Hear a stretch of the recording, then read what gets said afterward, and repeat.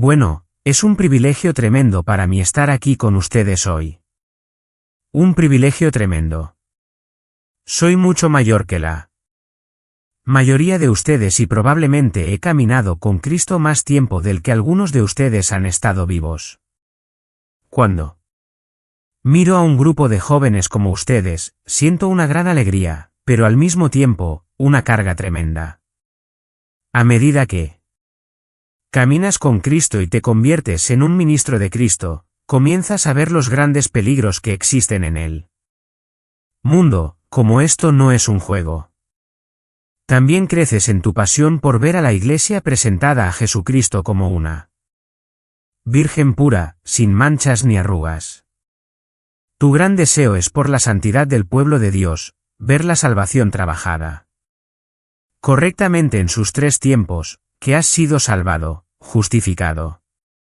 Y que si has sido salvado, justificado, estás siendo santificado. Que Dios está trabajando en ti para perfeccionar lo que Él ha comenzado, y luego verte finalmente glorificado. Pero miro sobre ustedes hoy y puedo decirles esto, están equivocados. Están tan equivocados sobre tantas cosas. Sí, están equivocados sobre tantas cosas. ¿Lo digo como un predicador legalista y condenatorio? No. En los casi 30 años que he caminado con Cristo, me sorprende cómo incluso hoy, más ahora que en mis años más jóvenes, me doy cuenta de que estoy equivocado, que soy tanto un producto de mi cultura en lugar de la Escritura. Y estoy aquí para decirles, no es que entré en esta sala hoy y vi cosas que estaban mal o violaciones flagrantes de la palabra, no. No fue que no aprobé la adoración, disfruté de la adoración, solo estoy aquí para decirles que el comienzo de caminar con Dios es saber que has surgido de un pueblo torcido y dislocado. Que para caminar verdaderamente con Dios, debes cambiar en tu forma de pensar. Debes ser renovado en tu mente. Debes comenzar a conformar tu vida a la Escritura en lugar de a la cultura que tiene mucho más control sobre ti, mucho más de lo que podrías imaginar. Desearía que fueran santos, pero para que sean santos, deben saber qué significa eso. Y la única forma de saber qué significa eso es a través de las Escrituras. Desearía que fueran santos, pero se necesita más que el deseo de un hombre. Tiene que haber una motivación adecuada para esa santidad, y te diré cuál es. Es Jesucristo. A veces me siento como un prisionero, encadenado en cada lugar, esposas alrededor de las muñecas, grilletes alrededor de los pies, un prisionero de Cristo.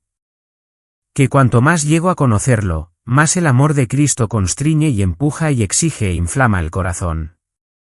¿Ves? Hasta ahora, te he dicho que hay tanto en ti que está mal, conforme a tu cultura en lugar de ser conforme a la palabra. Ahora he cambiado el tema y te he dicho esto, pero para liberarte de eso, necesitas una motivación. Necesitas algo más que una reunión de motivación y una charla de ánimo. Necesitas algo más que una conferencia o un orador de conferencias. Debes crecer en tu conocimiento de quién es Dios y qué ha hecho Dios por ti en la persona de Jesucristo. Y cuanto más, si tu corazón ha sido verdaderamente regenerado, si tu corazón ha sido verdaderamente renovado por el Espíritu de Dios, si has sido verdaderamente convertido, más sabrás sobre Cristo, más Cristo te cautivará, y la mayoría de los problemas se resolverán. Oraría para que el Espíritu de Dios te muestre a Cristo de tal manera que te conviertas en un cautivo, no de las lujurias de tu propia carne, no del príncipe del poder del aire, no de este mundo vil y despreciable en el que vives, sino que te conviertas en un cautivo de Jesucristo, ya no perteneciendo a ti mismo, sino perteneciendo a Él. Ahora vamos a nuestras Biblias a 2 de Corintios. Capítulo 5, versículo 21. Él hizo al que no conoció pecado. Por nosotros, para que nosotros fuéramos hechos justicia de Dios en él. ¿Cuántas veces has leído este texto, y sin embargo hay suficiente gloria en estas pocas palabras para impulsar un corazón hacia una eternidad de piedad? Míralo. ¿Qué dice el texto? 2 Corintios 5:21, Él hizo al que no conoció pecado por nosotros, para que nosotros fuéramos hechos justicia de Dios en él. Tu mente está llena de tantas cosas. Malgastas tu mente en tantas cosas, pero no.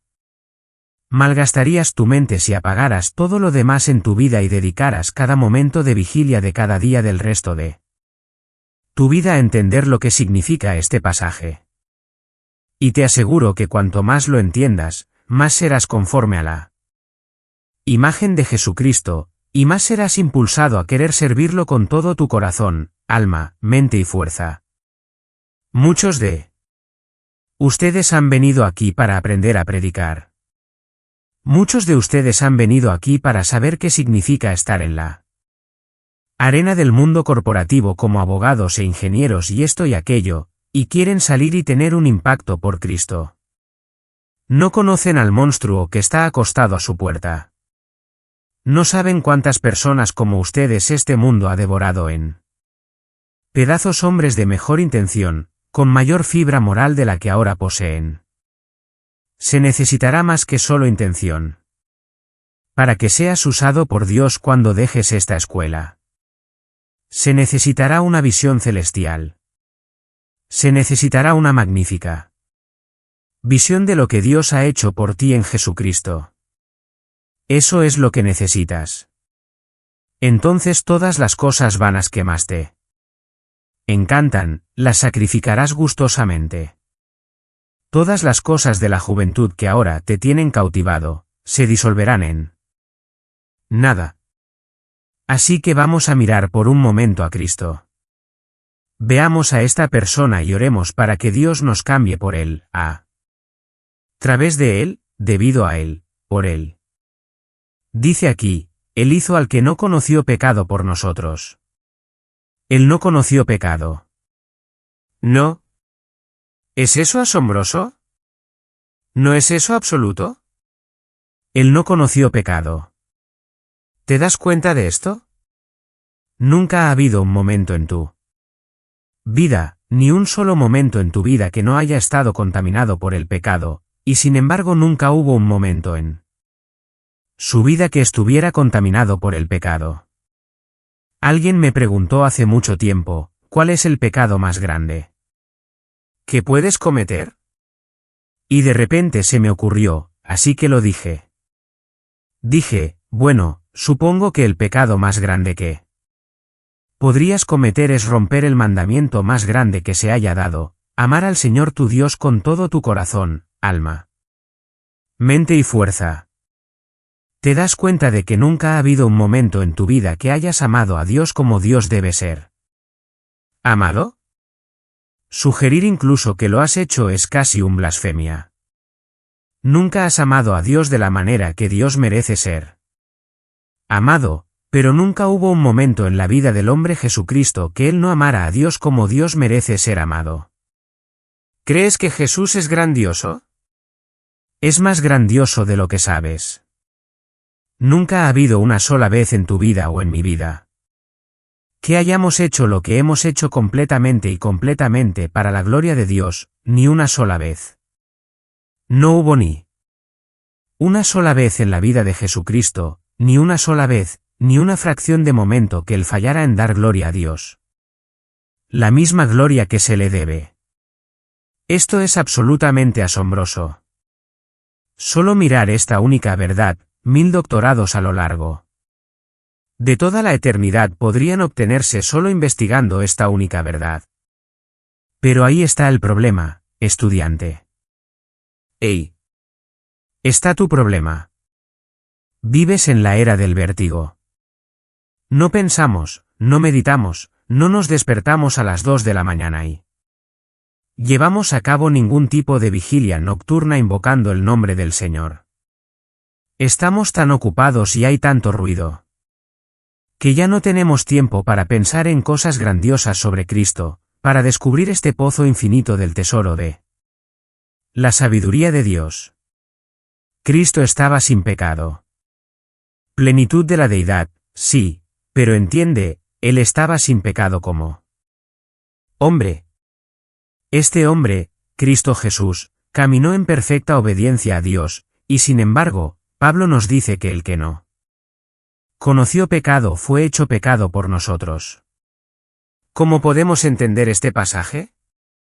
Somos gente de labios inmundos y habitamos entre un pueblo de labios inmundos. Nuestro linaje, nuestra familia, bebemos la iniquidad como si fuera agua. No podemos entender la naturaleza grave del pecado, la infernalidad del pecado, la marca vil y degradante del pecado, no. La conocemos, y por lo tanto no podemos apreciar el hecho de que este único Hijo Santo de Dios se convirtiera en pecado. Fuera hecho pecado por nosotros. Ahora, has leído este pasaje antes, pero ¿qué significa? ¿Alguna vez lo has pensado? Dices a la gente todo el tiempo que Jesús llevó nuestro pecado. ¿Puedes explicar qué significa eso?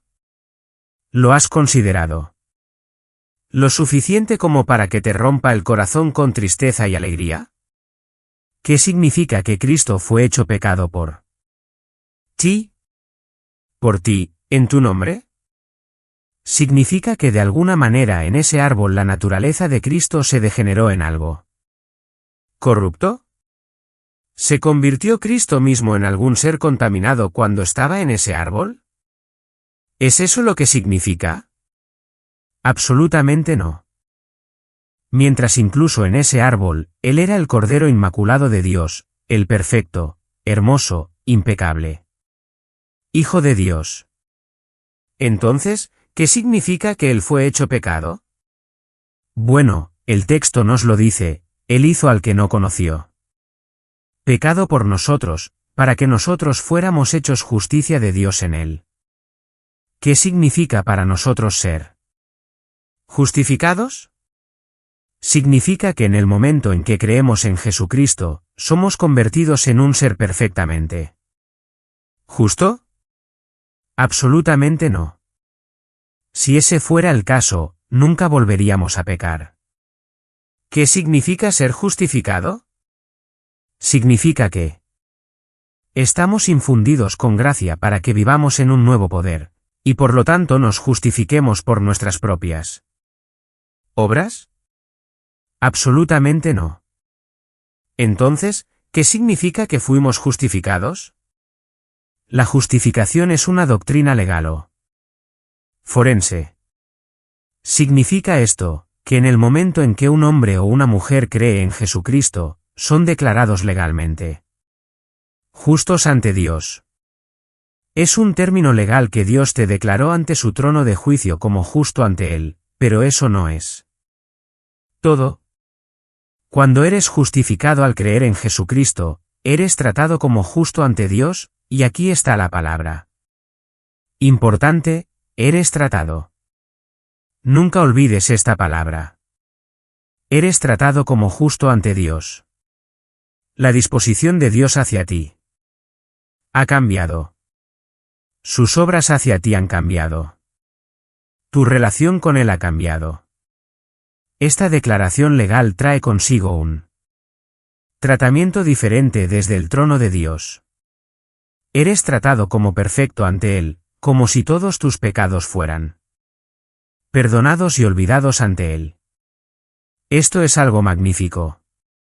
Una de las razones por las que en el evangelicalismo contemporáneo moderno, si es que aún se puede usar esa terminología, una de las razones por las que no hay regocijo en Cristo es porque no se predica mucho sobre el pecado.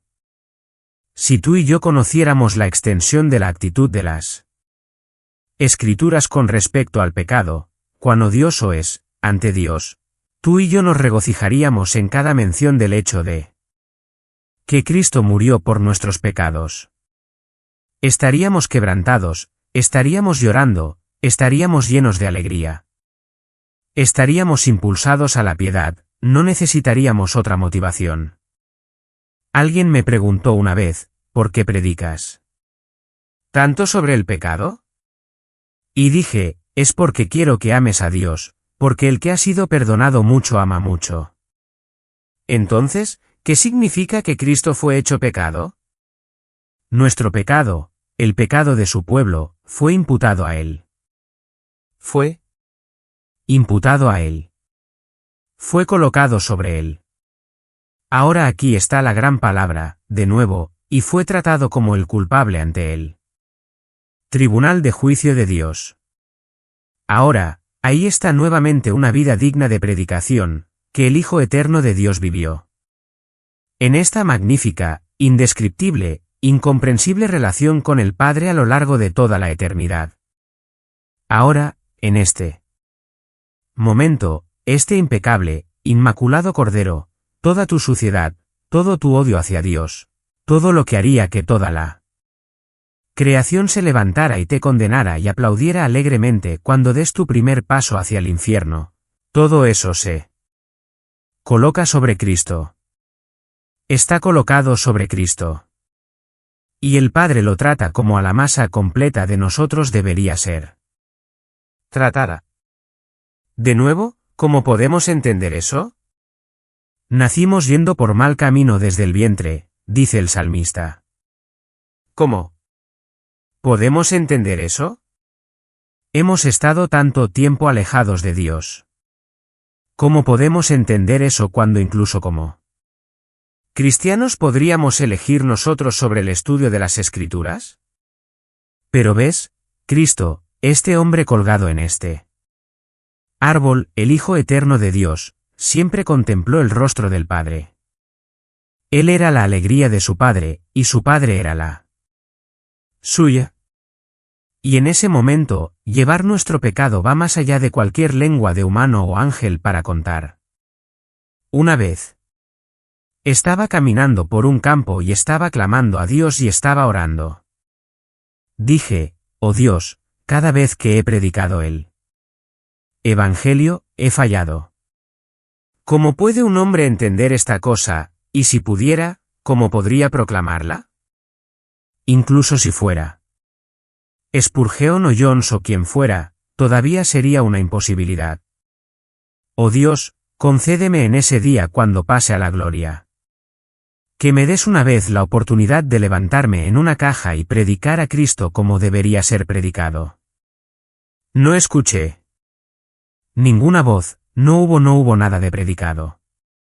Solo Dios puede predicar de esa manera. ¿Ves, la vida cristiana, la vida eterna comienza en el momento de la conversión porque la vida eterna es básicamente que puedas conocerlo, que puedas rastrearlo, apartarte de todos los baratijas y cosas triviales de los niños y correr hacia Cristo. Hay hombres que van a grandes longitudes, arriesgan su vida yendo millas y millas dentro de la tierra, nos dice Job, solo para encontrar algo que brille. Deberíamos ser hombres y mujeres que hacemos lo mismo con respecto a esta persona de Cristo. ¿Cómo es que después de todos estos años tu celo te consume debido a Cristo? Esta gloriosa búsqueda de que todo lo que sabes, todo lo que aprendes, cada día a medida que avanzas y aumentas en conocimiento, te das cuenta de que por cada cosa aprendida, hay un número infinito de más cosas descubiertas que no sabes. Esto es lo que necesitas, conocerlo. Conocerlo. Era una culpa imputada, pero era real. Era una culpa real que el Hijo de Dios llevó en tu nombre por ti. ¿No? ¿Te hace eso odiar el pecado? Dices que no tienes un amor por Dios como deberías, o que no odias el pecado como deberías. Tienes razón. Pero cuanto más conozcas el precio que se pagó para quitar ese pecado lejos de ti, para pagarlo. ¿Cuánto más lo conozcas, más odiarás el pecado, hasta que un día estés sentado en una mesa temprano en la mañana como un anciano. ¿Qué conocí? Y él levanta la vista con lágrimas en los ojos después de haber servido al Señor durante década tras década. Y aprieta su puño y dice, Odio el pecado. Lo odio. No permitiré que sea parte de mí. Por Cristo. Por Cristo. Por Cristo.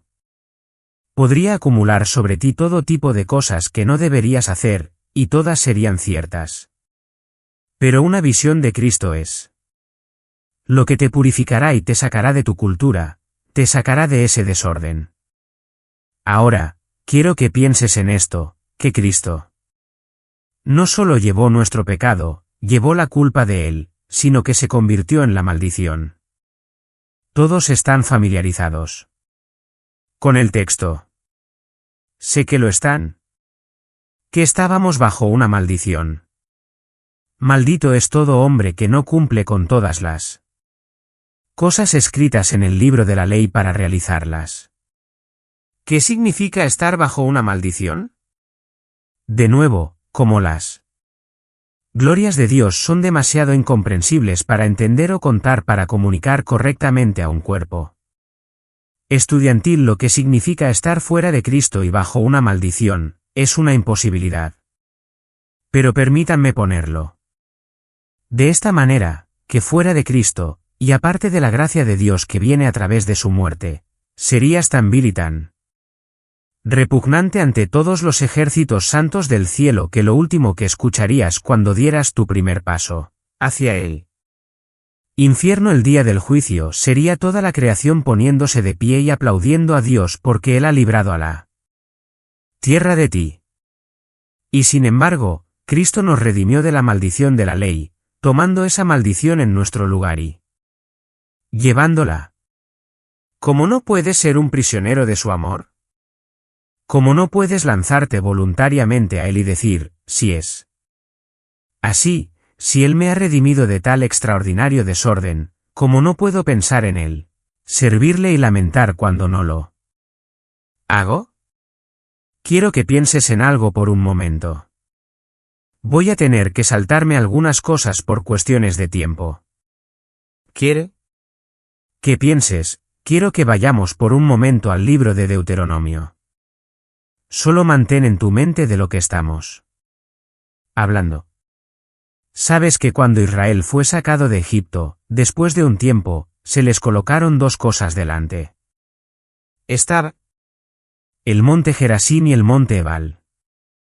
En el monte Gerasim, algunos de los israelitas debían estar de pie, y mientras estaban allí, ¿qué debían hacer?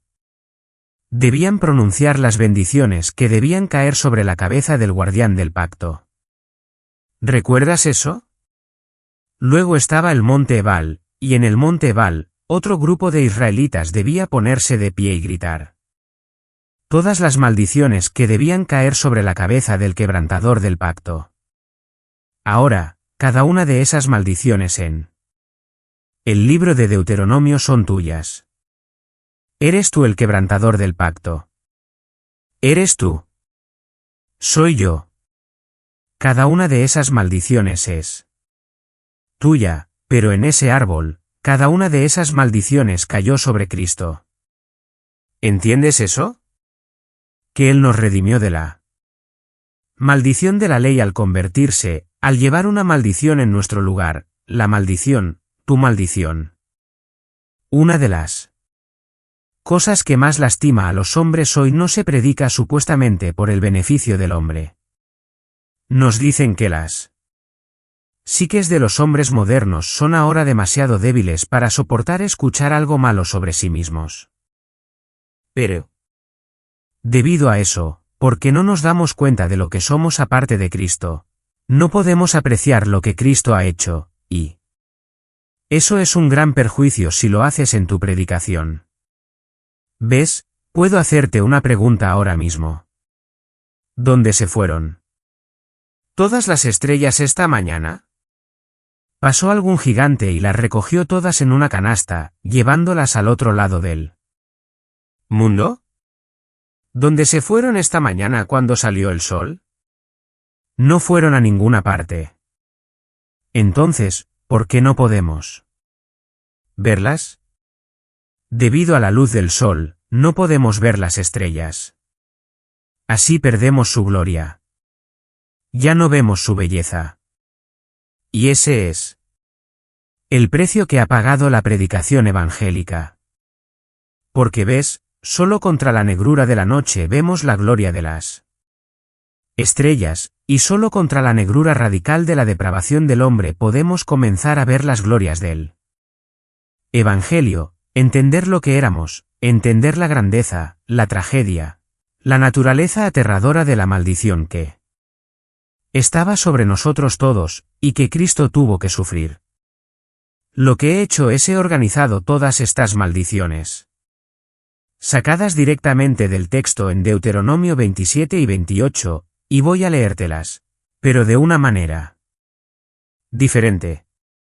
Ya no aplicadas generalmente a un quebrantador del pacto, sino aplicadas específicamente a Jesucristo en ese árbol.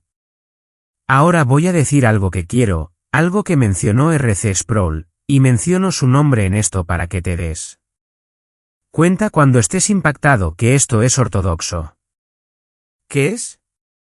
Cristo en ese árbol llevó tu pecado. Llevó tu culpa.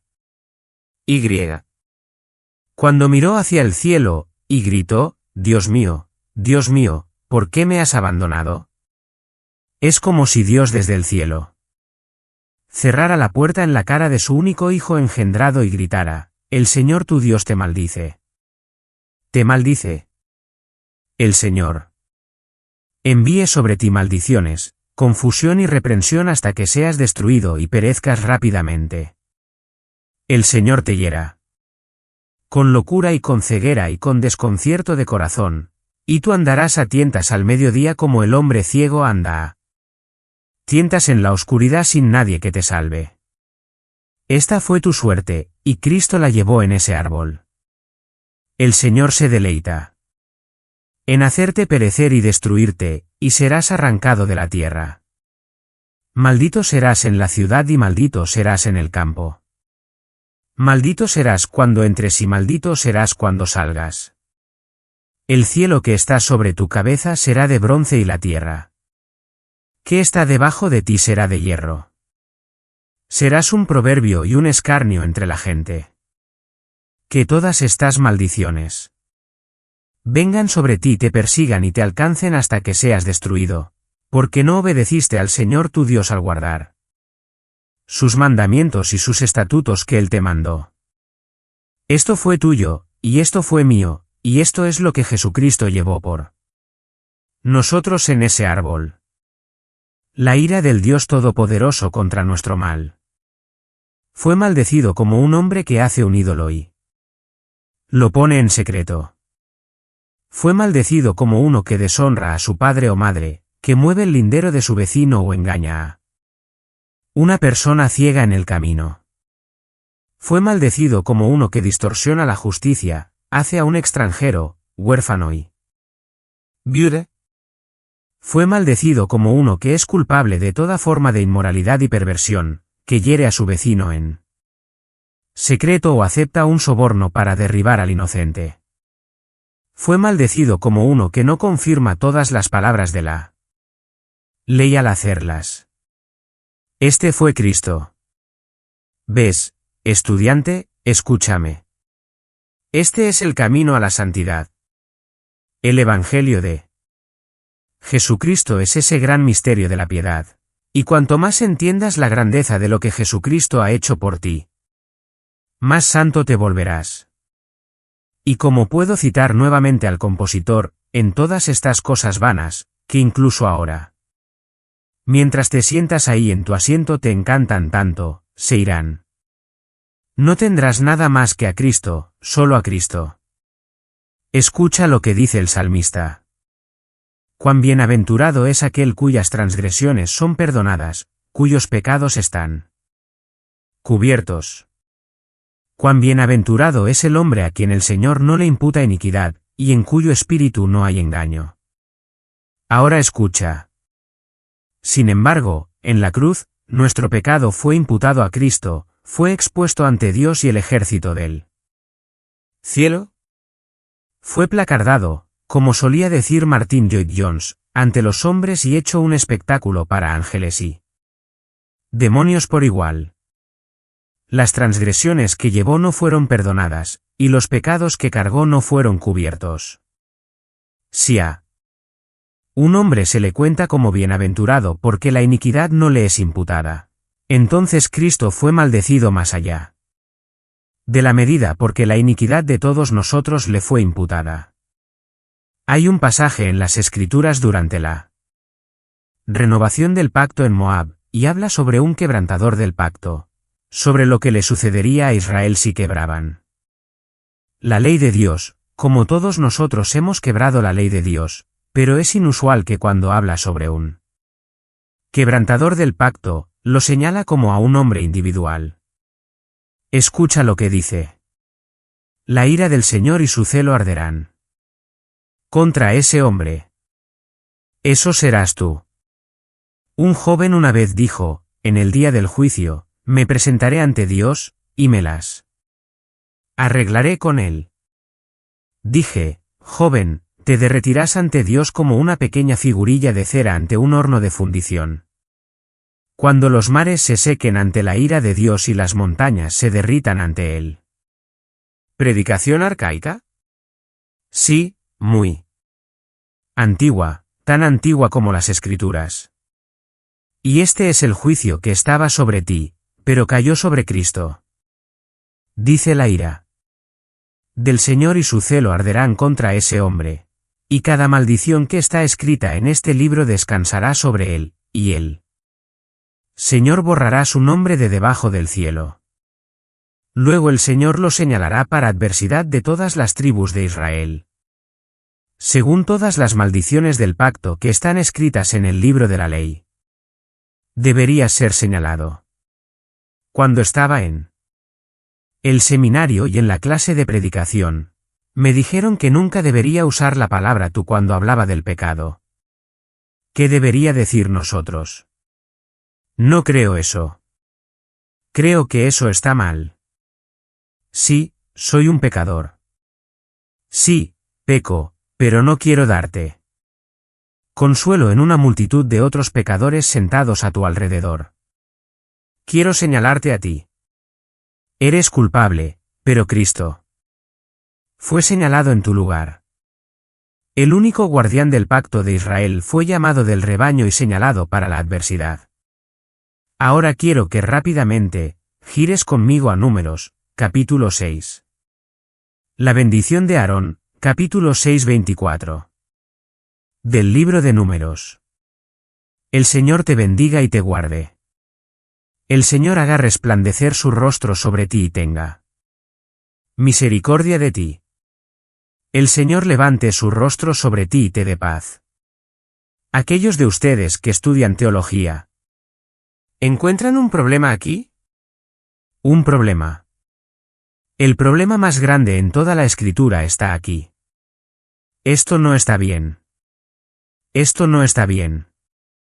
¿Cómo puede un Dios santo y justo bendecir a un pueblo malvado? ¿Cómo puede pronunciar bendición sobre ti? ¿No es él el juez de toda la tierra? ¿No hará lo correcto?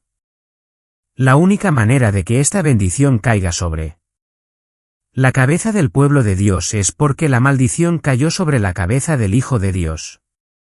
Es como si Dios mirara desde el cielo y girara esta bendición sacerdotal y dijera esto: el Señor te maldice. El Señor te entregue a la destrucción. El Señor quite la luz de su presencia de ti y te condene. El Señor vuelva su rostro de ti y te llene de miseria. Dios mío, ¿por qué me has abandonado? ¿No conmueve tu corazón esa verdad? Entonces ten miedo. Ten mucho miedo. Pregúntate si incluso lo conoces. Examínate a ti mismo, pruébate a ti mismo para ver si estás en la fe. Con toda diligencia, asegura tu llamado y tu elección. Él llevó tu maldición y la mía. Quiero repasar algo rápidamente. Me estoy quedando sin tiempo aquí. Hay tanto que decir sobre esto. Permítanme ponerlo de esta manera. Creo, no puedo poner todo.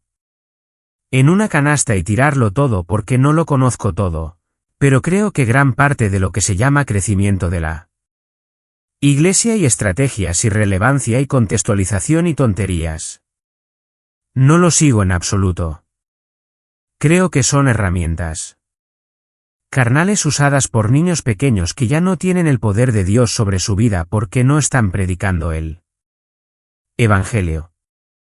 Ahora puedes tomar eso por lo que vale, pero te aseguro que vale mucho. Predicamos el Evangelio y decimos, pero no tiene poder para cambiar la cultura. ¿Quieres saber por qué? Porque no estamos predicando el Evangelio.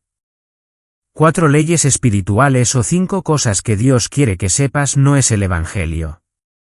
Decir que pecas, ahora que estás ¿listo para pasar a la siguiente pregunta, ¿no es el Evangelio?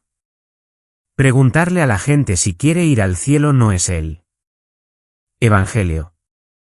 Incluso decirle a la gente que Jesús murió no es el Evangelio. ¿Puedes explicar qué significa que Él murió? Si vas a salir y vas a proclamar el Evangelio, debes ser un escriba, debes ser un teólogo, debes ser alguien que pueda abrir su boca y decirles qué significa. La mayoría de la gente piensa que de alguna manera, Jesús fue martirizado en un árbol por las manos de soldados romanos y debido a eso, nuestros pecados son perdonados y nada podría estar más lejos de la verdad. Si estás salvado aquí hoy, no estás salvado simplemente por lo que los romanos le hicieron a Jesús en ese árbol. Estás salvado por lo que Dios le hizo a su único hijo engendrado en ese árbol. Pase este cáliz de mí. He predicado esta única cosa 1.000.000 de veces. Pase este cáliz de mí. Pase este cáliz de mí. ¿Qué había en el cáliz? Tanta gente dice, bueno, era la cruz romana que Cristo en su omnisciencia en este momento, miró hacia adelante en él. Tiempo y vio el látigo de 9 colas bajando sobre su espalda. Vio las ataduras alrededor de sus muñecas y pies. Vio la caña siendo golpeada en su cabeza y cara. Vio los largos clavos entrando en sus manos. Te digo, si te detienes ahí, no has predicado la cruz. No has hecho nada más que escribir un poema romántico. ¿De verdad crees que Cristo estaba tan perturbado en el jardín por una cruz romana que estaba sudando gotas de sangre? Eso es absurdo, y te lo probaré. No es cierto que durante los próximos 3 siglos en la historia cristiana, innumerables cristianos fueron clavados en árboles? Sí, lo fueron. Fueron clavados en cruces y algunos de ellos fueron cubiertos con brea o alquitrán, y fueron prendidos fuego. Y sin embargo, la historia nos dice que muchos de ellos fueron a la cruz romana después del látigo de 9 colas, y fueron a ese árbol cantando y regocijándose y contándolo como un privilegio morir por Cristo. Ahora, ¿vas a decir que los discípulos de Jesucristo lo siguieron hasta la misma cruz cantando y contándolo como alegría? Mientras Cristo, el capitán de su salvación, está en un jardín gritando, que pase este cáliz de mí, y sudando tan intensamente que los vasos están rompiendo y la sangre está cayendo. Eso es absurdo. ¿Qué hacía que la cruz de Cristo fuera tan terrible? El hecho de que en ese árbol, el santo, impecable Hijo de Dios llevaría nuestra culpa, y sería tratado como el culpable ante su Padre, y que experimentaría la ira de Dios Todopoderoso en nuestro lugar. ¿Ves la absurdez de esta cosa que he escuchado decir a los evangelistas tan a menudo? Bueno, en lugar de ser justo contigo, Dios fue amoroso contigo.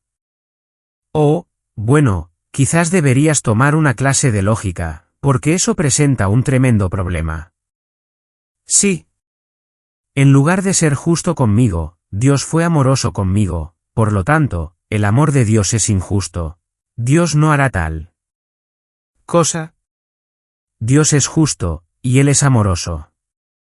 Y ninguno de sus atributos disminuirá por el bien de otro. Él es perfecto en todos sus caminos. Su amor es justo. Y ahí está el problema más grande en todo el cristianismo. Si Dios es justo, no puede perdonarte. Si Dios es bueno, no puede perdonarte. Entonces, ¿cómo puede entonces? Solo si se satisface la justicia. Pero no es, como algunos suponen. Algunos suponen que hay este principio universal, incluso colgado sobre la cabeza de Dios, al que Dios debe someterse, un principio universal de justicia, y Dios debe satisfacerlo. Bajo la ira de Dios en tu lugar. Imagina por un momento una presa de 1000 millas de alto y 1000 millas de ancho lleno hasta el borde con agua. Y. Tu pequeña aldea está a 1/8 de milla de la base de esa presa. Y de repente te despiertas una mañana y escuchas un crujido como nunca antes en tu vida, y miras por la puerta, y la pared se desmorona ante ese enorme cuerpo de agua. Tienes segundos para permanecer antes de que vayas a perecer. El más rápido no escapará. El nadador más fuerte no tiene esperanza. Estás por ser aplastado. Y justo antes de que esa masa caiga sobre tu cabeza y te rompa en un número infinito de pedazos, la tierra se abre y lo traga todo para que ni una gota toque el talón de tu zapato. Imagina una piedra de molino de 10,000 libras, con otra igual encima de ella, y un grano de maíz o trigo se introduce por el embudo, se encuentra entre las dos. Fracción de segundo, la cáscara se rompe, y se muele hasta convertirse en nada. ¿Ves? Como si el profeta Isaías dijera, y agradó al Señor, agradó a Yahvé aplastarlo. Eso nos hace cautivos. Hijo, vas a entrar al ministerio. Te preguntaré lo que un hombre viejo me preguntó hace muchos años. Chico, ¿puedes estar solo? Mientras todos tus otros amigos corren en manadas de solteros y juegan videojuegos y corren de un lado a otro a conferencias. ¿Pertenecerás a Dios? ¿Serás su hombre? Te demorarás ante Él en las largas vigilias de la noche, en la palabra de Dios y la oración, hasta que seas consumido, hasta que te conviertas en un prisionero, hasta que seas suyo, hasta que Cristo se vuelva tan magnífico para tus ojos cansados. Si solo conoces las reglas de la predicación expositiva, y te enorgulleces de obedecerlas, aún serás inútil para la causa de Cristo. Debes ser un predicador expositivo centrado en Cristo. Debes ser un hombre de oración. Debes ser un hombre que se llame a sí mismo lejos del ruido de esta presente edad malvada y pase tiempo solo con Dios. Y para sacar fuerza de lo que sabemos sobre el Evangelio. Joven dama, tu piedad, tu inocencia depende de tu conocimiento de lo que Dios ha hecho por ti en Cristo. Y. Un día cuando eduques a tus hijos, todo será sobre comunicarles a Cristo. Todo Cristo. Todo se desvanece, pero Cristo. Todo. Ni siquiera llegué a la mitad. Oro para que el miércoles, continuemos esto. Ora para que Dios haga algo sobrenatural. Ora para que Dios se muestre a ti a través de Cristo y la predicación del Evangelio. Oremos. Padre, vengo ante ti, y oro. Señor, dependemos completamente del Espíritu del Dios viviente y de la palabra predicada. Padre, oro para que Cristo, la altura y la profundidad, la amplitud, que algo de ello, Señor, sea revelado a estos estudiantes de una manera cada vez mayor, Señor, de una manera cada vez mayor. Padre, es tan lamentable lo que se ha hecho aquí hoy. ¿Pueden vivir estos huesos? Tú lo sabes, oh Señor. Tú lo sabes. Ayúdanos, Señor, este día y el día de mañana, el día siguiente. Y ayúdanos de tal manera que sepamos que hemos sido ayudados. En el nombre de Jesús, amén.